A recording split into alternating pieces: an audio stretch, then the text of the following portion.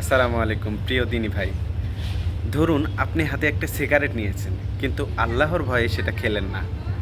ধরুন আপনি কাউকে মারতে উদ্যত হয়েছেন, এত পরিমাণ রেগে গেছেন, কিন্তু আল্লাহকে ভয় করে মারলেন না। কোনো একটা খারাপ কাজ করতে গেছেন, কিন্তু আল্লাহকে ভয় করে করলেন না। তাহলে কি হবে জানেন? রাসূল সাল্লাল্লাহু আলাইহি বলেছেন, যে ব্যক্তি আল্লাহকে ভয় করে, আল্লাহ তার জন্য পথ বা রাস্তা তৈরি করে দেন। সুবহানাল্লাহ। তার মানে কি? আল্লাহ তম আপনার আমার, যদি আমরা আল্লাহর ভয়ে কোনো জিনিস হতে বিরত থাকি, তাহলে আমাদের জন্য আল্লাহ রাস্তা তৈরি করে দিবেন।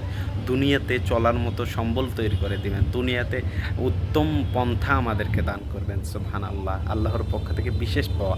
তাই প্রিয় দিনী ভাই, চলার পথে আমরা এমনও কাজ করে থাকি যেগুলো ইসলামে নিষিদ্ধ।